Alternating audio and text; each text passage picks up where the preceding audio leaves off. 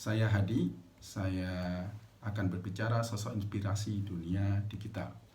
Siapa sosok ini? Sosok ini termasuk orang terkaya di dunia, namun sering disalahpahami dalam dua hal. Drop out dan menjadi kaya raya. Kedua, teori konspirasi sebagai pencetus pandemi COVID 2019. Karena pidatonya di 2015 di forum TED Talk, dia berkata, jika ada yang membunuh lebih dari 10 juta orang selama beberapa dekade ke depan, itulah virus yang sangat menular dan membunuh lebih banyak dari perang. Memang berdasarkan studi The New York Times pada 2020, sosok ini disebut 1,2 juta kali di TV dan media sosial sebagai pencetus virus. Apakah Anda percaya? Siapa sosok bisnis digital ini? Itulah Bill Gates. Menurut saya Bill Gates merupakan sosok inovator yang punya dedikasi, fokus, dan mampu menjaga bisnisnya sampai sekarang. Bill Gates mempunyai kombinasi keahlian teknikal dan bisnis acumen yang hebat. Pada tahun 1975, saat usianya masih 17 tahun, bersama Paul Allen mereka mendirikan Microsoft. Di saat orang lain berbicara hardware, mereka mampu melihat pasar Blue Ocean di operating system dan leading di sana. Sehingga pada 1986, saat usianya 31 tahun, Bill Gates sudah dikenal sebagai sosok bilioner muda pertama di dunia. Secara emosional, saya merasakan manfaat dari inovasi Bill Gates dan timnya di Microsoft. Terobosannya di operating system dan desain user interface mempengaruhi pengembangan software komputer dunia. Sejak tahun 1992, saya pengguna produk-produk Microsoft seperti MS-DOS, Windows 31, Windows 98, Windows 7 sampai Windows 11. Minimal saya pernah menggunakannya atau mencobanya.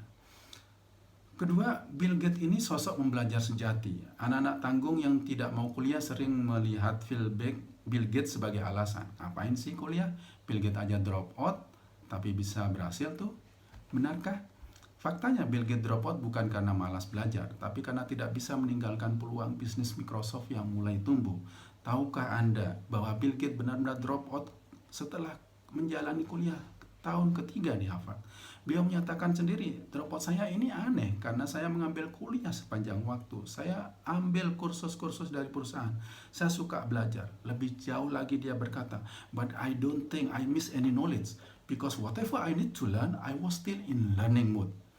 Akhirnya pada 2007, Bill Gates ini justru mendapatkan gelar doktor hukum di Universitas Harvard. Bagi saya, belajar adalah sarana untuk bisa bertahan di tengah perubahan. Bill Gates terus berkontribusi di Microsoft dan yayasan Bill and Melinda Gates Foundation. Mengapa? Karena kemampuan learningnya yang luar biasa. Bagi saya, kemampuan belajar ini penting dan saya terapkan dalam perjalanan karir saya. Misalnya di saat saya melihat era teknologi intelligent network itu berakhir di tahun 2000, saya berjuang keras untuk belajar mobile communication baik secara mandiri maupun dengan mengambil kuliah formal di Inggris. Sehingga pada tahun 2006, saya mendapatkan gelar MSc di Mobile Communication System dan saya menjadi pemain penting di riset-riset wireless communication, membantu asesmen teknologi CDMA, WiMAX, 3G, Wi-Fi, LTE untuk diterapkan di Telkom maupun Telkomsel. Ketiga, ketika Bill Gates ini dan saya sama-sama punya perhatian terhadap permasalahan kesehatan di negara berkembang. Bedanya, kalau saya sebatas meneliti perkembangan e-health, dampaknya, dan membuat inovasi terhadap kesehatan ibu anak, Bill Gates dengan yayasannya memberikan grant, membangun pusat riset, merangkul peneliti, membantu banyak negara mengatasi penyakit menular seperti polio, malaria, dan kesehatan ibu anak, dan masih banyak lagi. Bayangkan BMGF ini mempunyai dana abadi 669 triliun. Dengan dananya ini dia bisa menghibahkan 3 miliar bagi vaksin dunia, Gavi Alliance, bagi WHO 1,9 miliar dolar. Bagi yang terbaru, dia menghibahkan 25 triliun untuk merespon pandemi COVID. Apa lesson learned dari Bill Gates ini? Pertama, sebagai inovator untuk selalu one step ahead dibandingkan industri sehingga bisnisnya bisa survive.